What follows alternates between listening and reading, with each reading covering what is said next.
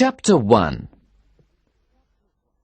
It was evening, and the Nelly, a yawl, was anchored in the Thames. We looked down the river that flowed to the sea. London was behind us, a great black shape. The captain of the Nelly was a company director.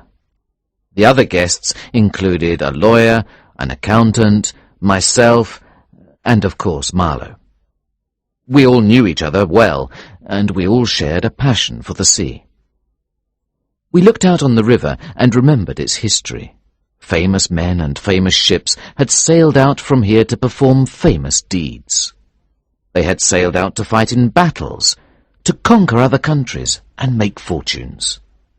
The Thames had carried men to the places of their dreams, and it had carried men who were inspired by greed. "This has been a dark place as well," Marlowe said suddenly. Marlowe was the only one of us who was still a professional sailor. He was like a lot of sailors in some ways. He liked telling stories, and he was more comfortable at sea than on land. He was also unlike most sailors in some ways. Marlowe's stories were not simple tales. He did not just describe exciting events. He tried to understand the people in his stories and the places where the stories had taken place. No one was surprised at Marlowe's remark. We did not say anything. We waited for him to continue. There was a silence on the Nelly for a few moments, and then Marlowe went on. "I was thinking of the Romans," he said softly. "when they first sailed up this river. It was a dark place then, you can be sure of that. A dark, frightening place full of forests and dangerous savages. And they conquered it, the Romans did. Conquest is an ugly thing when you really consider it. It means strong men killing and robbing weak men. Of course, conquerors don't see it like that. They usually have some idea, some ideal as well." He paused for a moment. "I once sailed along a great river," he reminded us. "It was an important experience for me," he said. "I'd better tell you how it all happened." Then we knew that Marlowe had a story for us. We lay back in our chairs and prepared to listen to him. "It was after I got back from the East," he said. "I was here in England, and I had nothing to do. I used to come and see you fellows," he said affectionately. "and I expect I was a nuisance. You were all busy, and I had nothing to do. Nothing at all. I had the idea that I wanted to go to Africa," Marlowe went on. "I wanted to explore the inside of that great continent. There was one huge river there that I wanted to see. I knew that there was a continental company that had trading posts along that river. I decided to find a job with that company.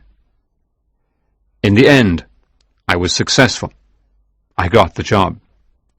I have relatives who live on the continent, you see, and I asked them to use their influence with the company. It was my aunt who got me the job. One of the company's men had been killed out there, you see. They needed another man to replace him. I had to go to Brussels to sign the contract for the job. Everything went smoothly out there in the company's offices, although they were grim and depressing. Then I went to see the company doctor for a medical examination. It was a mere formality, you understand. They had to be sure that I was strong and fit. The company doctor was an old man. He felt my pulse. He wanted to know if there was any history of madness in my family. I thought the question was an odd one. Then he asked if he could measure my head. I was surprised by the question, but I gave him my permission. He measured it carefully, and wrote the measurements down in his notebook. "I always ask the men who are going out there to let me measure their heads," he explained. "Do you measure them when they come back?" I asked him. For a moment, he looked surprised. "I never see them," he told me. "And then the important changes take place inside the head," he added, with a smile. Then he asked me some more questions. He told me he was interested in what happened to people's minds when they went out there. I remember he gave me some rather odd advice. Don't let yourself become angry when you're out there. He warned me.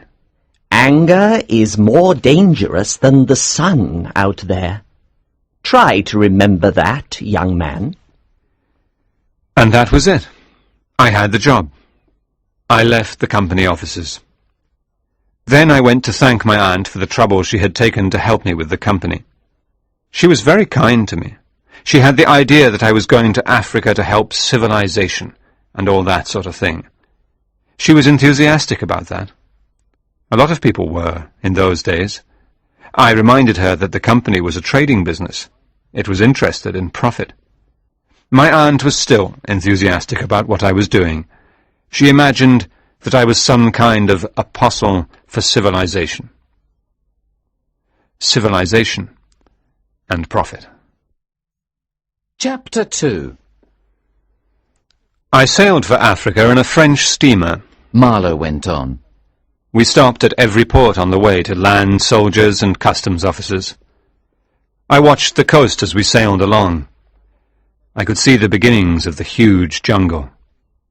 Sometimes I saw a trading post, a small collection of huts flying a flag.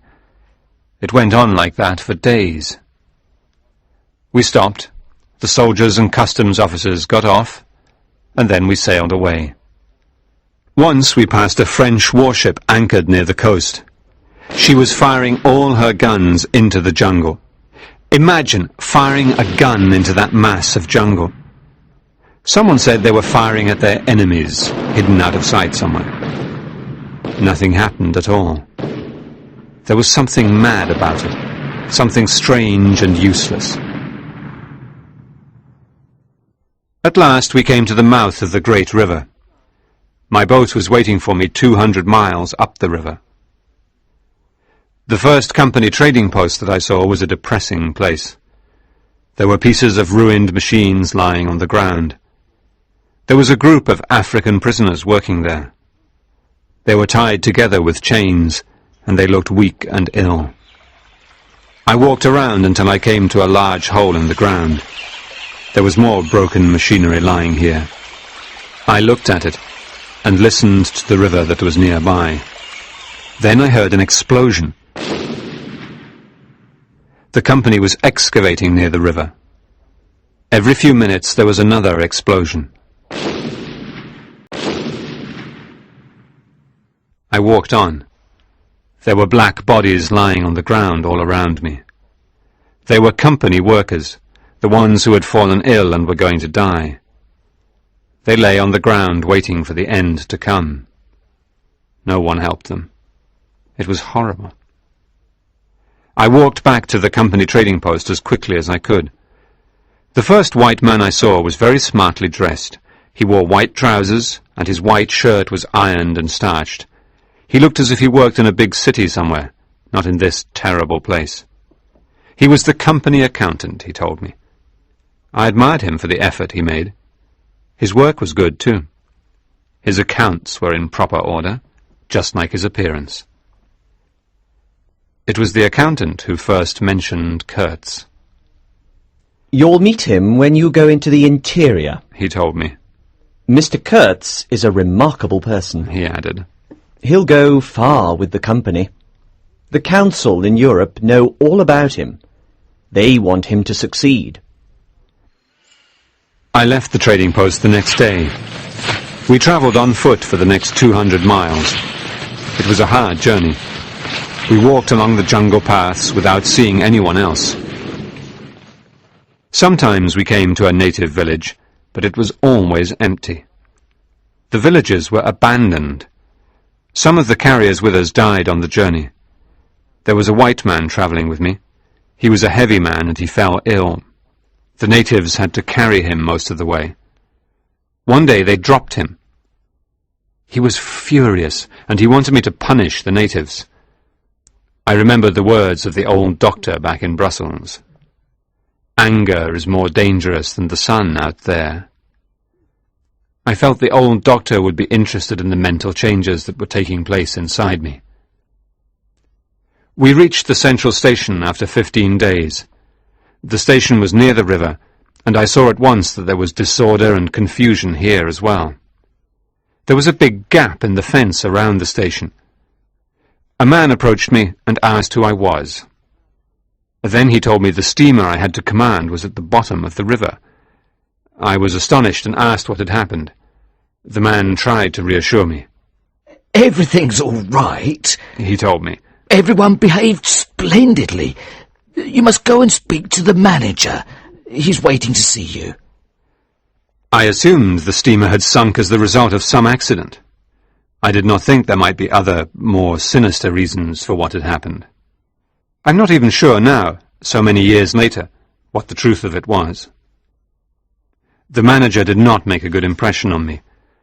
He was quite a stupid man, and obviously no good at running the station, which I could see from the condition of the place. He was successful in his job because he never fell ill. Other men could not survive the heat and the poor diet, but that had no effect on him at all. When they left Africa, or when they died, the manager simply took over their jobs. He told me that he was in a hurry to make the journey upriver. "Things are bad up there," he explained. "We don't really know what's happening to the other stations up there. We don't know who's alive and who's dead." Then he went on to tell me about an important station that was run by Mr. Kurtz. He said he was very uneasy about Mr. Kurtz. Then he asked me how long it would take to repair the steamer. I was tired after the 15-day journey into this place, and I was annoyed with the manager and his talk. "How can I tell how long the work on the steamer will take?" I demanded irritably. "I haven't even seen her yet." Then I made a quick calculation. "It's bound to be a couple of months, at least," I told him. The manager was silent for a moment. "A couple of months," he said. "Let's say 3 months before we can go upriver, to be sure." Chapter 3.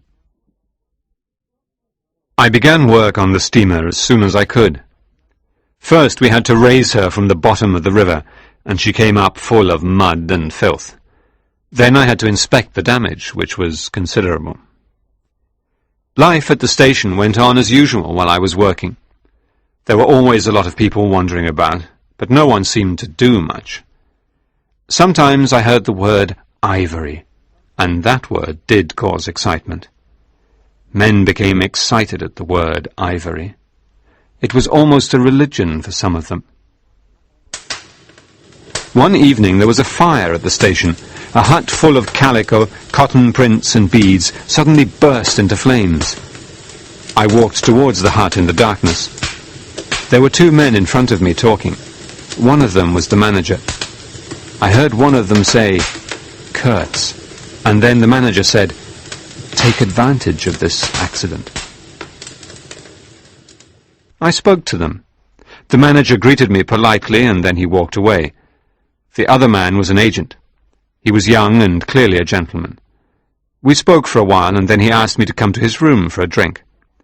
I accepted the invitation. The young agent talked quite a lot that evening. He told me that he was waiting here at the station. He really wanted a station of his own. He told me station managers could make a lot of money out of ivory. That was what he wanted. He kept talking about the council in Europe. As he was talking, I looked around the room. There was a fine painting on the wall. It was a picture of liberty. The woman was blindfolded and carrying a torch. I asked him who the artist was. Mr. Kurtz, he told me. I had heard the name Kurtz several times now, and I was curious to learn about him. "Who is this Mr. Kurtz?" I asked him. He's the chief of the inner station, the young agent told me. He's a brilliant man. He represents compassion and science and progress. He was sent to us from Europe, he went on. Apparently, he can teach us all what we should be doing. He spoke sneeringly now. In 2 years' time, Mr. Kurtz will be a great man here. You know all about that, of course, with your contacts in the council. You're part of the new team, the team of virtue. It was then that I understood. The young man thought I knew everything about the company. He thought I was important. I decided to tease him a little. "You know a lot about the company's intentions?" I said sternly. "I suppose you read all the company's correspondence." He did not reply. He did not need to reply. The answer was obvious. "When Mr. Kurtz is in charge, you won't read any more private correspondence," I told him. We went outside for a walk. The young agent was silent for a few minutes. He was clearly thinking what he should say to me. "I don't want you to misunderstand me," he said after a silence. "You'll be seeing Mr. Kurtz soon, and I don't want you to give him a false idea about me." Now I understood everything. The young agent had been hoping to work with the manager here.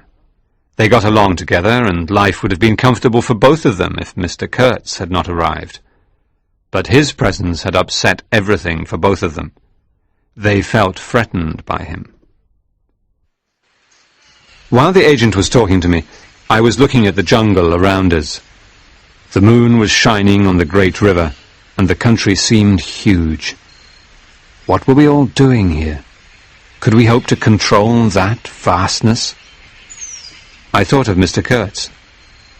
He was deep inside the country somewhere. Then I made a decision. I did not know Mr. Kurtz. He was just a name to me. But I decided to let the agent think I was an important man with contacts back in Brussels. I thought it would help Mr. Kurtz, you see.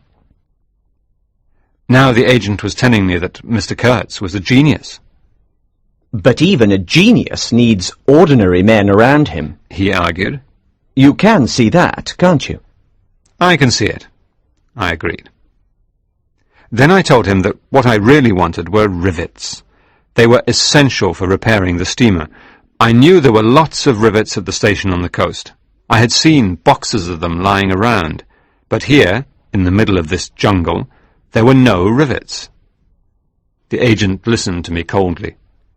He said that he knew nothing about rivets. "I just obey my orders," he told me. I thought that meant he would order rivets for me, because he imagined I was an important man in the company. I thought I had won a victory, but I had misunderstood the man. He meant that he only obeyed the manager's orders, and the manager did not want the steamer to be repaired quickly. Then he began to talk about a hippopotamus that lived near the river. He asked me if I was frightened of the animal when I slept out on the steamer. He said the men had tried to shoot it several times, but had never succeeded. "That animal has a charmed life," he told me. Then he gave me a significant look. "Only animals have a charmed life here in Africa. Human beings do not. Do you understand me?" The agent looked at me silently for a few seconds more, and then he went away. Chapter 4. I went back on board the steamer and talked to the boilermaker. We got along well together, and he was a good worker. "We'll get the rivets," I told him. "No!" he cried in great delight. "Rivets at last!" We were both so happy at the thought of having some real work to do that we began to dance around the deck like madmen. We made a lot of noise. "In 3 weeks," I told him. "They'll arrive in about 3 weeks." But they did not arrive. Something else arrived instead.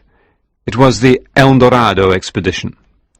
This consisted of little groups of men who arrived at the station. There was always a white man in charge. He sat on a donkey and gave orders to the native carriers who accompanied him. 5 little groups like that arrived. They were ivory hunters, and they were greedy for money. They knew nothing about Africa, and they cared nothing for African people. They just wanted ivory, and the money they could earn from it. They were like men on a pilgrimage. a pilgrimage for ivory. One of the pilgrims was the station manager's uncle. He was a fat man. He looked dishonest and cunning. He talked to no one except the manager. There were no rivets for our steamer. I watched the ivory hunters with disgust. I sometimes thought about Mr. Kurtz. He at least had come to Africa with some moral idea to give him strength. I wondered if his moral ideas were as strong now as they had been at first. One evening I was lying on the deck of the steamer. Suddenly I heard two men talking, the manager and his uncle. I heard the manager complaining about something. I'm not a dangerous man, but I'm not used to being given orders. I'm the manager here, after all. Quite right, the uncle agreed. It is unpleasant. But perhaps the climate will get rid of him for you. He's alone out there, isn't he? There was a pause, and then the uncle spoke again. What else? He sends more ivory than anyone else, the manager replied. He doesn't come himself. He sends a clerk to deliver the ivory. Nobody's ever done that before. I realized they were talking about Mr. Kurtz. I began to listen very carefully to their conversation now. The clerk says that he's been very ill, the manager now said. You'll outlast him, the fat man said. You never get ill. They wandered away from the steamer, and I could not hear what they were saying. Then they wandered back again, and they seemed to be talking about something else. The manager was saying, No one, as far as I know, except for some fool of a wandering trader. He's got nothing to do with the company at all. There won't be fair competition until we hang those fellows. Certainly, the uncle agreed. Get him hanged. Why not? We can do anything in this country. Now they wandered away from the steamer again, and their voices became indistinct. When they came back, I heard the manager talking.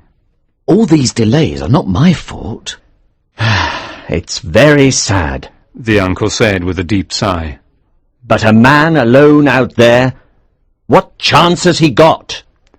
Then his voice became suddenly cheerful.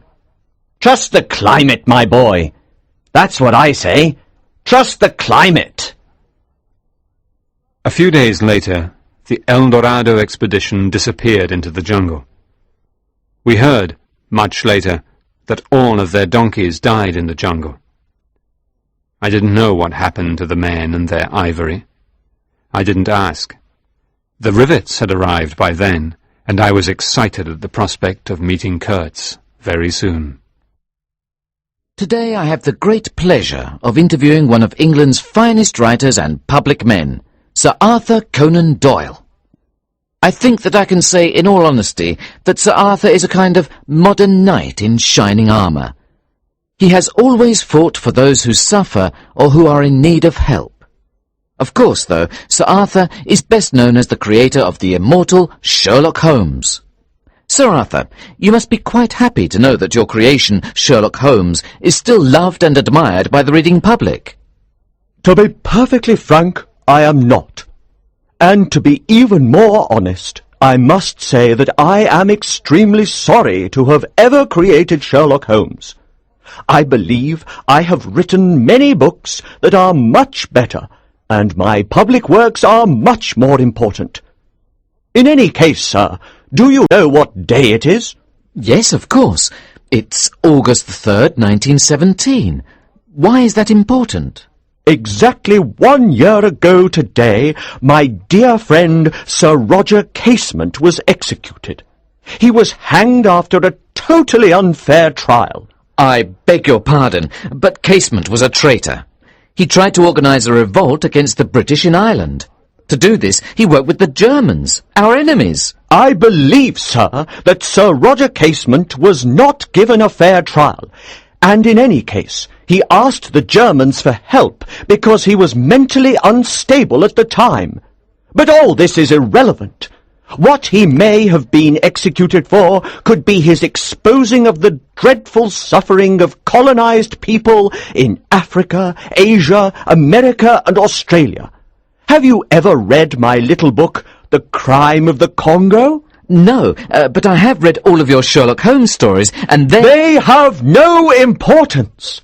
My book, The Crime of the Congo, is 1,000,000 times more important, and it is based on the investigations of that noble man, Roger Casement, who was a co-founder of the Congo Reform Association. You know about King Leopold II of Belgium, I hope. Yes, of course. He was the European who helped to bring civilization to darkest Africa, and Civilization? Young man, the Belgians came to the Congo to make a profit. They came for the ivory, and they came for the rubber, and they killed nearly 6 million Africans. But I read that those Africans died from different diseases. Yes, of course. That is what King Leopold said to hide the truth. But colonization was really mass murder and robbery. My dear sir, I believe that instead of reading detective stories, you should learn more about the real world. Yes, perhaps I should. Chapter 5. Of course, it was not very soon before I met Kurtz. The journey up the river took 2 months. It was like travelling back in time to the beginning of the world, to a time when there was just forest and trees. The river was wide but shallow, so it was always difficult to find the deep channel for the steamer. There were little islands of sand in the middle of the river, and there was the constant danger of running aground on them. Sometimes the steamer did touch the bottom of the river. Then the cannibals we had taken on as crew had to get out and push her through it. They were fine fellows, those cannibals. They worked hard, and they didn't eat each other while they were on board the steamer. The manager and 3 or 4 pilgrims were also on board with us. We drifted together through that huge silence, surrounded by millions of great trees. It was a strange experience. Sometimes we saw a little trading station on the riverbank. They were miserable places, just a broken-down building and a few white men occupying it. The men would run out excitedly when they saw the steamer. They called out to us, and the men on board would shout out the word "ivory" a few times. Sometimes the silence of the forest was broken by the sound of drums in the interior. We never knew what the drums meant, war, peace, or prayer. Sometimes we rounded a bend in the river and saw a native village on the riverbank. Then we would see black people dancing and shouting.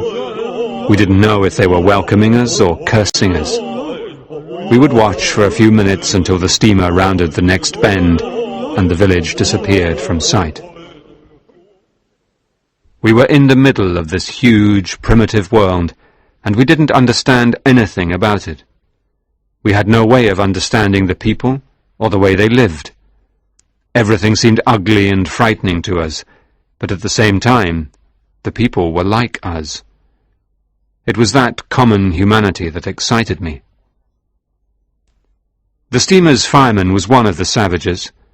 He came from a cannibal tribe, and he had ceremonial scars on his cheeks. But he had learned something from us. He watched the steam gauge and the water gauge all day, and he knew what to do when the pressure changed. He was good at his job, but I don't think he understood anything about it, really.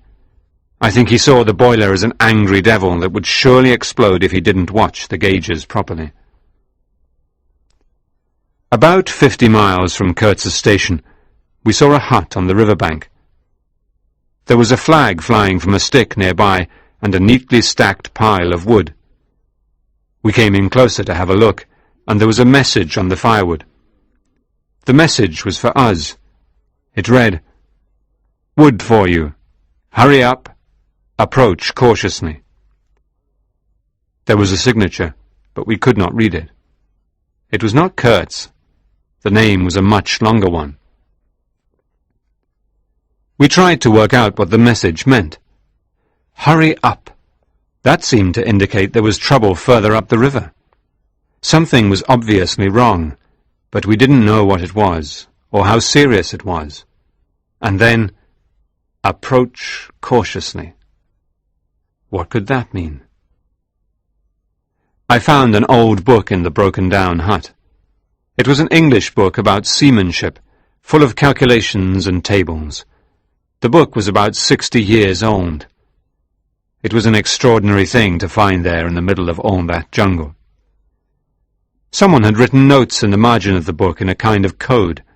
It was a mystery to me, and I took the book away with me. Late the next afternoon we were about 8 miles from Kurtz's station. I wanted to go on, but the manager said it was too dangerous. He said the river was difficult there, and he reminded me of the message to approach cautiously. He said he would rather arrive in daylight. I put the steamer in the middle of the river for the night, and we anchored there to be safe. When the sun rose in the morning, we were surrounded by a dense white fog. It was very warm, and we couldn't see anything. The fog suddenly lifted, and we saw the trees on the river banks. I gave the order to raise the anchor. As the men were pulling up the chain, the fog came down again. The river banks and trees disappeared from sight. I ordered the men to lower the anchor chain again. Suddenly we heard a cry from the river bank. Then there was noise all around us. Hundreds of voices were shrieking in a terrible way. The noise went on for a while, and then it stopped as suddenly as it had started. It was appalling to hear that dreadful noise, followed by complete silence. Some of the pilgrims on board the steamer ran into the little cabin to fetch their Winchesters. Chapter 6. Are they going to attack? Someone asked in a whisper. They'll kill us all if they do. Someone replied. We can't see anything in this fog. We all peered anxiously into the fog, but it was impossible to see anything. It was interesting to see the different reactions of the black and white men on board. The white men were clearly shocked by the awful noise and the sudden silence. The natives were calmer. They did not seem frightened. One of the cannibals was standing near me, and I looked at him in a friendly way. He grinned at me. "Catch them," he said. "Catch them and give them to us." "What will you do with them?" "Eat them," he replied quickly. I was not as shocked as I might have been. The cannibals had been eating dried meat all the time they were with us, and they must have been hungry. Besides, they were part of this primitive world we were travelling through. Eating people was their custom. I don't know why they had left us alone. There were 30 of them on the steamer, and only a handful of us. I looked at them with interest now. What human secret had stopped them from attacking us and eating us? It's very serious, the manager said to me quietly. It would be terrible if anything happened to Mr. Kurtz before we could help him. He said we should move on to Kurtz's station as soon as we could. I did not reply to him. He knew that we could not move in the fog. I'm giving you permission to take all the risks that are necessary, he said quietly. I'm not taking any risks, I said firmly. Well, I must accept what you decide. You're the captain, he said quietly. Now I spoke to everyone on the steamer. I told them what I thought. The natives could not attack us from their canoes. They could not see in the fog any more than we could. They did not seem aggressive, I told them. It was more as if the sight of the steamer had made them sad. That terrible noise they had made seemed more like an outburst of grief than aggression.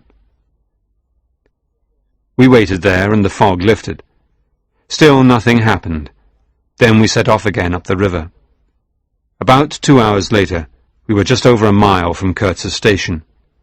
There was a narrow island in the middle of the river, and I could not decide whether to go to the left of it or to the right. The water seemed the same depth on both sides. I took the left channel because I knew the trading station was on that side of the river. We went very close to the riverbank. The native helmsman was steering the steamer. There was another native with a long wooden pole on the deck whose job was to push the pole into the water to find out how deep the river was. Suddenly the pole man lay down on the deck, leaving the wooden pole in the water. He held on to the end of the pole, and it floated after us in the water. At the same moment, I saw the fireman sit down quickly in front of the fire. I was amazed. I looked away at the river, and I could see lots of little sticks flying towards us. The air was thick with them, and they made a noise as they flew towards us. Then I realized what they were. Arrows! We were being attacked from the riverbank. I stepped quickly up to the helmsman. He was holding the wheel, but he was making strange gestures with his legs and mouth. Then I saw a dark face hidden in the trees. The face looked fiercely at me. I looked again, and I could see a lot of dark shapes among the trees. "Steer properly," I told the helmsman. "You've gone too close to the riverbank." The helmsman ignored me. He kept on holding the wheel and making those peculiar movements of his legs. The pilgrims began to shoot into the jungle. There was noise and smoke from their Winchesters. The helmsman dropped the wheel and picked up a rifle. He too began firing out of the cabin. Then something large flew into the cabin. The helmsman dropped his rifle and stepped back quickly. He looked at me for a long moment and then fell at my feet. There was a spear in his side. His blood ran over my shoes. I grabbed the wheel and steered towards the middle of the river. Then I reached for the line of the steam whistle and pulled it hard. The whistle screeched out noisily. The arrows stopped instantly. There was a sudden and complete silence in the forest. The natives stopped shouting. They began to cry out sadly.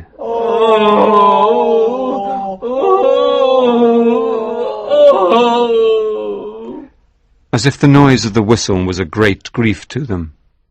One of the pilgrims came into the cabin. He looked in shock at the helmsman lying at my feet. The black man stared at us both for a moment or two, and then he died without a word. "He is dead," the hunter said quietly. "Yes," I replied, "and I expect Mr. Kurtz is dead by now as well." I was disappointed at the thought of Kurtz's death. I realized that I had wanted to talk to him. I had heard he was the best ivory agent in the region, but I had also been told that he was a man with ideas. I was saddened to think I would never hear those ideas of his now. Here, Marlowe broke off his story to look at us as we lay on the deck of the Nelly listening to him. Chapter 7. I was wrong, of course, he told us. In the end, I did hear Kurtz speak. I heard more than enough. He was just a voice by then. And then there was the girl. I lied about him in the end. She had nothing to do with it at all. Nothing at all. Kurtz and his gifts. The jungle had taken him and loved him. It had gone into him and consumed him. He had become the jungle. Of course, he had more ivory than anyone else. We took it and piled it on deck where he could look at it and enjoy the sight of it. He used to call it my ivory. The girl was my intended. The station was my station. Everything was his, you see. It all belonged to him. I listened to him, expecting to hear the wilderness laugh at him. What belonged to him didn't matter, you see. It didn't matter at all. I wanted to understand what he belonged to. I wanted to know what darkness had taken hold of him. Marlowe looked at us again. You can't understand, he told us. You've got your lives here. You've got the solid pavement under your feet and neighbours and friends. You can't imagine what complete solitude is like. Complete silence. That was what Africa was for Kurtz, you see.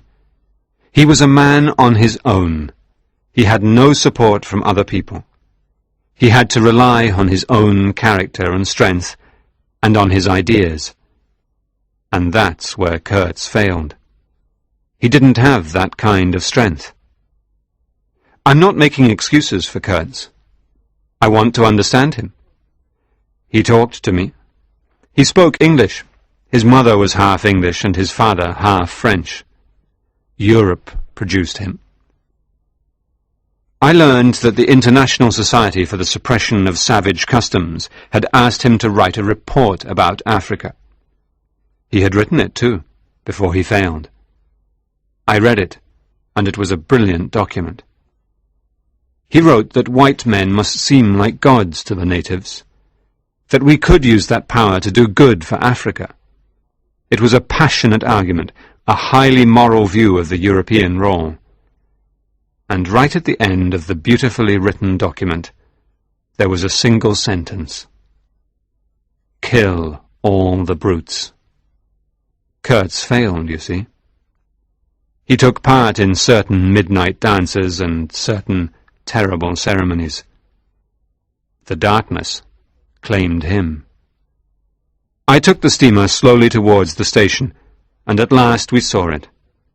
There was a gap in the forest, and a long building stood at the top of a hill. There was no fence around it, but there had been a fence once. I could see some wooden posts standing around the building. They were decorated with round balls. A white man stood on the riverbank waving to us. We tied up the steamer. "We've been attacked," the manager told the white man. I know, The white man replied. It's all right now. I looked at the man. His clothes were highly coloured. Where the cloth had worn through, it had been replaced with patches of blue, red, and yellow. He looked like a harlequin. I noticed that he had a Russian accent. The strange man came on board. I don't like this, I told him. The natives are everywhere. Oh, it's all right, he said cheerfully. They don't mean any harm. They're simple people. You can frighten them away with the steamer whistle. I left some wood for you, he told me. That was my old house. Then this must be your book, I replied. I handed him the old book about seamanship. He took it gratefully. The only book I've got left, he cried excitedly. Then I understood the mystery of the notes in code. You write notes in Russian? I asked him. I thought it was a code. He laughed. We talked together. He was a Russian and had started life as a sailor. Then he had come to Africa. He decided he wanted to be a trader. He went into the interior by himself and began to trade in ivory. And then I met Mr. Kurtz, he said very solemnly. They don't want him to go, he explained. That's why they attacked the steamer. He looked wildly at me for a moment. Mr. Kurtz enlarged my mind, he announced. Chapter 8. I looked at the man in astonishment. He seemed such an impossible sort of man, in his coloured clothes and with his enthusiasm for Kurtz. Take Kurtz away quick, he advised me. It was clear to me that he wanted nothing for himself. He wanted to remain where he was, and to continue alone in the jungle pursuing his own purposes. I admired his youth and his courage, but I did not admire his devotion to Kurtz. They had met in the jungle, and Kurtz had talked to him one night. We talked about everything, he told me. We talked all night. He made me see things. Things. He told me that Kurtz did not often talk to him. He was busy. He disappeared into the jungle by himself. How did he manage to trade? I asked. He had nothing to trade with, I pointed out. He had his guns, the man told me. You mean he was a raider? I asked, but not alone, surely. Who went with him? The tribe loved him, the man explained. What can you expect? He came here with thunder and lightning. They'd never seen anything like it before. He hesitated. And then Kurtz can be terrible, he added. You can't judge him like an ordinary man. He even wanted to shoot me once. But I don't judge him for that. Shoot you? What for? I had some ivory, you see, the man said. Kurtz wanted it. He said he would shoot me if I didn't give it to him, and that I had to leave the country. He said he had the power to make me go, and he would use it. I gave him the ivory, of course. I didn't care about that. But I wouldn't leave him. He needed me. He'd already been ill once, and then he was ill again. He hated the place, and I begged him to leave. He always said he would leave, but he never did. He would disappear for weeks into the jungle. He's mad, I commented. The man disagreed strongly. Kurtz could not be mad, he argued. He talked so well. He was so brilliant. He said that Kurtz had got worse recently. I heard that he was very ill, so I came here to look after him, he said. I studied the station house through my binoculars while the man was talking. I could see the half-ruined house and the wooden posts. Suddenly I found myself looking at one of the balls on top of the posts. They were not ornaments. They were human skulls. The faces of the skulls were turned towards the house. Those heads told me something about Kurtz. He was a man who had begun to satisfy his real desires.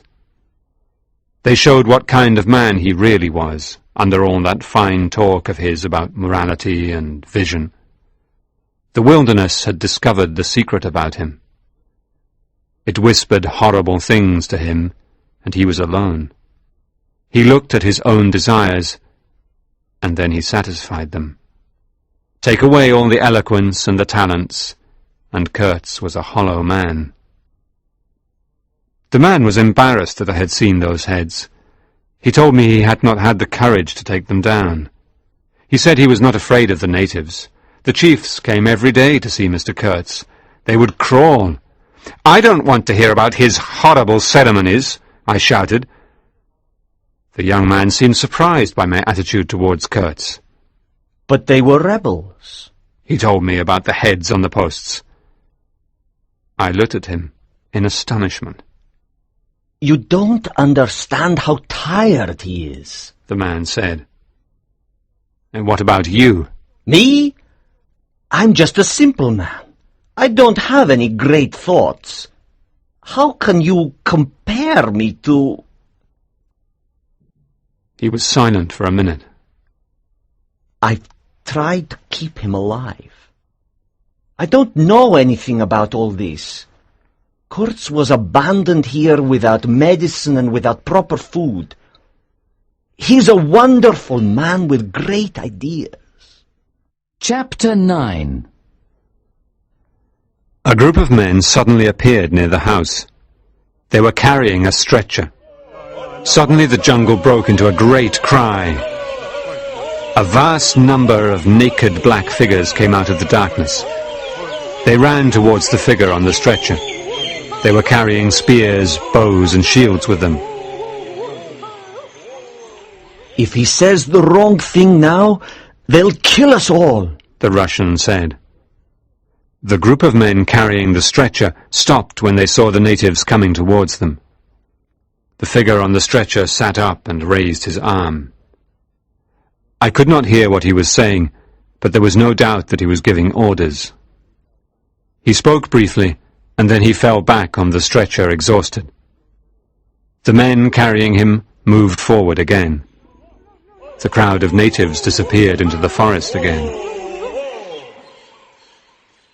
The pilgrims and the manager carried Kurtz into the steamer. They put him gently down in one of the cabins. They put some of his papers next to him. I saw his hands touch the papers. I looked out at the riverbank and saw an extraordinary sight. There were two natives with spears standing near the bank, and a beautiful, wild woman was walking up and down. She walked with enormous pride, and her clothes were rich and decorative. She was savage, superb, and magnificent. She came close to the steamer and stood still. For a moment there was complete silence while she looked at us. Then she turned and walked proudly away from the steamer. The manager came out from the cabin where he had been talking to Kurtz. "He's very ill," He said. "We've done everything we could have done, haven't we? Still," He went on, his methods were bad ones. His actions have harmed the company. the manager's greed and ambition disgusted me. Kurtz is a remarkable man, I told him coldly. The Russian stepped forward now and began speaking hurriedly. You're a fellow sailor, He told me. and I can trust you. I want to protect Mr. Kurtz's reputation. These men, He indicated the pilgrims and the manager. they want to damage his name. I smiled. I had suddenly remembered a conversation back at the manager's station. "And they want to hang you," I told him. They might succeed. The Russian said. "Perhaps you should go, if you have friends in the forest," I told him. Oh yes, I have friends. He said calmly. They're simple people. And I don't want anything from them. But about Mr. Kurtz, He told me that Kurtz had organized the attack on the steamer. he wanted to frighten you away. The Russian explained. I couldn't stop him. "I won't tell anyone," I promised. Then I gave the Russian some guns and tobacco, and he went back into the forest alone. He was not afraid of the wilderness at all. I woke up at about midnight. There was a light in Mr. Kurtz's cabin, but he was not there. He had left the steamer. I went ashore without telling anyone what had happened. It was my destiny not to betray him. Never to betray him. I saw marks on the grass where Kurtz had crawled along. I followed the marks, and then I made a quick circle to come out ahead of him. I waited for him to reach me. Kurtz came crawling along, weak and ill. It was a dangerous moment. I knew that if Kurtz shouted, the natives would come and kill me. When he saw me, he stood up. "Go away," He ordered. "Hide yourself." We stood facing each other in the darkness. Then I spoke to him. "You will be lost," I said. "You will be utterly lost." I don't know why I said that. It was a sudden inspiration, and it worked. Kurtz paused and studied my face. "I had such plans," He said. "If you shout, I'll kill you," I told him. "I was going to do great things. He told me. And now this idiot." He meant the manager. I did not want to kill him, you understand. I wanted to shock him. He was in the power of the wilderness. The jungle had woken his real desires, and he could not resist them. He had gone too far. Now he was alone. His soul had gone mad, that was the truth. I don't mean his intelligence, that was clear enough. He was still a rational creature. But his soul had been alone in the wilderness. It had looked at itself, and it had gone mad. He had struggled against that madness of his soul, I'm sure of it. But his soul knew no fear, recognized no limits, and it had no faith in anything. I carried him back to the steamer. Chapter 10. We left on the steamer the next day at noon. A huge crowd of natives came out to watch us go. I swung the steamer into the middle of the river to turn her round. As we steamed past, I could see 3 men covered in red earth. They stamped their feet on the ground and moved their bodies rhythmically. The 3 men shouted something, and the crowd behind them made a noise. The woman whom I had seen the day before also appeared now. She looked at the steamer and shouted something. Again the crowd of people echoed her shouts. Do you understand this? I asked Kurtz. Of course, he replied with a smile. I reached for the line to the whistle and pulled it hard. The steamer whistle screeched and the crowd of natives began to run away in terror. The only person who did not move was that magnificent woman. She stayed motionless, looking at us with her arms held high up in the air. And then the pilgrims on board took out their rifles and began to shoot. I did not see anything else because of the smoke. The river took us away from the heart of darkness. It carried us swiftly towards the sea. Kurtz's life was moving swiftly towards its end, too. The manager was relaxed now. He could see that his problems would end with the end of Kurtz's life. Now Kurtz began to talk. How he talked! He hid the darkness in his heart with that voice of his. He talked about my intended, my station, my career, and my ideas. There was a struggle going on inside him between his love of what he had discovered and his hatred for what he had discovered. I saw that struggle, and it was terrible. The steamer broke down during the journey, and we had to stop for repairs. Kurtz was impatient because of the delay. He gave me his papers to look after, and a photograph of a European girl. This fool, he told me, may want to look at them. He meant the manager. The repairs took several days, and Kurtz grew weaker every day. I worked to repair the steamer, and I watched Kurtz dying. It was fascinating to see that man die. I saw his pride, his power, and I saw his absolute despair. Did he live through his whole life again in those few days? Did he experience once more the desires and the surrender to them that had destroyed him? Did he see that he was just a hollow man? Once he cried out at some thought or vision he was seeing. His voice was very weak. The horror! The horror! I left him alone in his cabin. A few minutes later, the manager's servant came in to tell us that Kurtz was dead. The pilgrims buried him the next day. And then they nearly buried me. But I survived my illness. I survived to be loyal to Kurtz once again. It was my destiny to protect that man's reputation. I have been close to death, and I know how dull it is to struggle against it. I know that when I was very close to dying, I had nothing to say. That's why I think Kurtz was a remarkable man, despite everything. He did have something to say, and he said it. He looked out into the abyss that confronts us all in the end, and he gave his opinion. The horror. The horror. His cry was a kind of victory. It was a moral victory.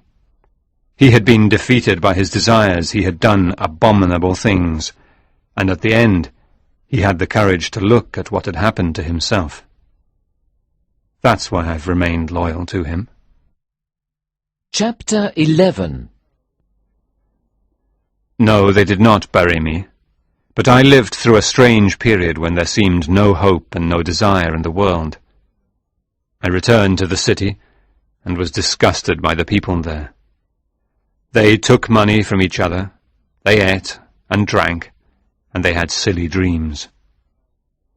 One day, a man from the company came to see me. He wanted me to give him Kurtz's documents and papers. I refused to give them to him. He told me the company had the right to all the information that Kurtz had gathered while he worked for it, I told him Kurtz's papers had no commercial value. I let him see Kurtz's paper for the International Society for the Suppression of Savage Customs. I tore off the postscript with those terrible words, "Kill all the brutes." The man read it eagerly and then threw it down with contempt. "This is not the kind of thing we expected," he told me angrily. "Not what we expected at all." A few days later, another man came to see me. He said he was Kurtz's cousin. He told me that Kurtz had been, essentially, a great musician. Then a journalist called who wanted to talk about the death of his dear colleague. He should have been a politician, The journalist told me. He wasn't a particularly good journalist, but that man could talk. I could not decide what Kurtz's real talents were. He could paint, he could write, he could play music, and he could talk like no one else. He was a sort of universal genius. Kurtz's mother had recently died, and I heard that his intended had looked after her. I thought she should have his papers, and the picture of her that was with them. It was evening when I went to her house. She came forward to greet me, dressed in black. He had died more than a year ago, but she was still wearing black for him. I put the packet of papers and the picture on the table. She covered it with her hand. "You knew him well?" She asked me. I knew him very well, I replied. "You admired him, of course. She told me. It was impossible to know him and not to admire him." He was a remarkable man, I said. It was impossible not to... "Love him?" she said eagerly. How true. But I knew him best. He told me everything. And so the girl talked to me about her love for Kurtz. She was proud of him, and she spoke very highly of his many talents. His death was a terrible loss to me, to us, to the whole world. And now there is nothing of his greatness left. There is only the memory of it. You and I... We will always remember him, I told her. will remember his goodness. She said. We'll remember the example. The example he set. Yes. I had forgotten that, I replied. Were you with him when he died? She asked me. To the very end. I heard his last words. What were they? She wanted to know. Tell me what he said. It was dark in the house now. I could almost hear that voice saying, "The horror. The horror." What did he say? She asked me again. Tell me. It will give me something to live for. I loved him. I loved him. I made a great effort, Marlowe said. I looked at her and spoke slowly. The last word he said was your name. Marlowe looked at us as we lay on the deck of the Nelly, listening to his story. I couldn't tell her the truth. It would have been too dark. Much too dark. Marlowe stopped talking now, and there was silence on the boat. Nobody moved. I looked up. There were clouds over the river. The quiet river seemed to lead into the heart of an immense darkness.